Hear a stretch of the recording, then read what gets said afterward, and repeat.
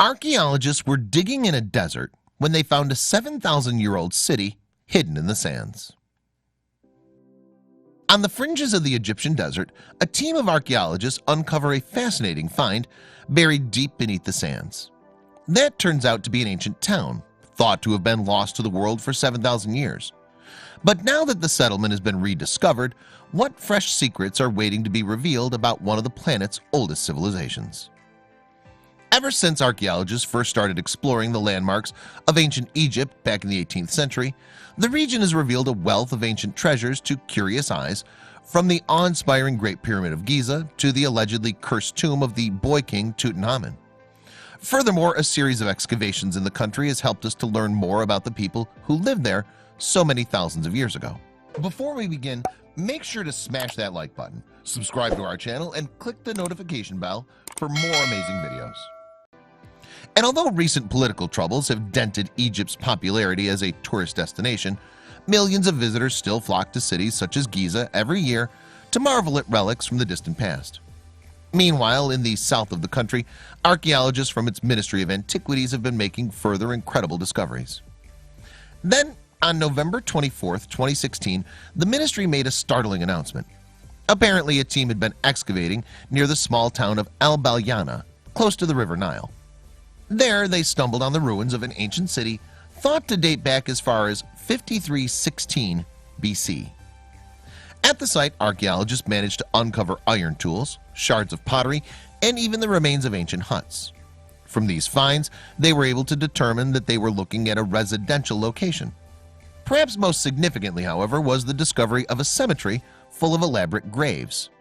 In fact, as many as 15 graves have been discovered at the site, and these are not just any tombs. Incredibly for their age, they're vast in size. Indeed, they're even bigger than some of the royal graves located at the nearby ancient city of Abydos. This suggests that they might once have belonged to individuals of great importance. The size of the graves discovered in the cemetery is larger in some instances than royal graves in Abydos dating back to the First Dynasty, the ministry said in a statement, which proves the importance of the people buried there and their high social standing during this early era of ancient Egyptian history. And it isn't just the size of the graves that's gotten archaeologists talking. That's because these structures are known as mastabas, or rectangular tombs constructed with sloping walls and flat roofs. And Yasser Mahmoud Hussein, the lead researcher on the dig, has claimed that these mastabas are the oldest ever found. However, discoveries this interesting are actually in keeping with the area. In fact, the nearby site of Abydos has long been regarded as among the most significant archaeological locations in the whole country. Thought to be one of ancient Egypt's oldest cities, Abydos was first inhabited in the pre-dynastic era from around 6000 BC. It's believed that Abydos became the capital of ancient Egypt towards the tail end of the pre-dynastic era, and over the years, many grand structures were built across the city. These include the Temple of Seti, a vast structure dedicated to the memory of the 19th dynasty pharaoh Seti I. However, archaeologists believe that the newly discovered settlement is far older than the Temple of Seti itself.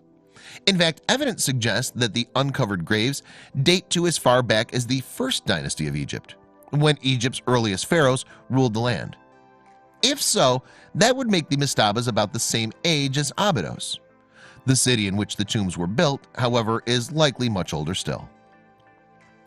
Although experts disagree on when exactly the First Dynasty began, most have put it somewhere between the 34th and 30th centuries BC. Around this time, a leader called Narmer began the unification of Upper and Lower Egypt, a task probably carried on by his son Hor-Aha. Then, after having created a new kingdom, Narmer launched a dynasty that would last some 200 years. And during the First Dynasty, 10 different individuals would hold the throne of Egypt, including some of the country's first female rulers, temporarily leading the nations as regents. When the pharaohs died, moreover, they were buried in elaborate tombs. They were often accompanied by human sacrifices too. But thankfully, this practice appeared to have been phased out after the death of Ka, the last ruler of the First Dynasty. As the new dynasty began, though, Abydos remained the capital of ancient Egypt. In fact, things stayed that way until the time of the Fourth Dynasty. Later, the city became a center of worship for the cult of Osiris and Iris, and a significant place of pilgrimage in the ancient world. But was the city recently discovered near the Temple of Seti I once part of Abydos, or something else entirely? At the moment, experts remain unclear. However, the potential implications of the discovery have piqued interest around the world. That's because it's actually possible that an even older Egyptian capital, one predating Abydos, has been unearthed. About a mile behind where this material is said to be, we have the necropolis with royal tombs going from before history to the period where we start getting royal names. We start getting identifiable kings.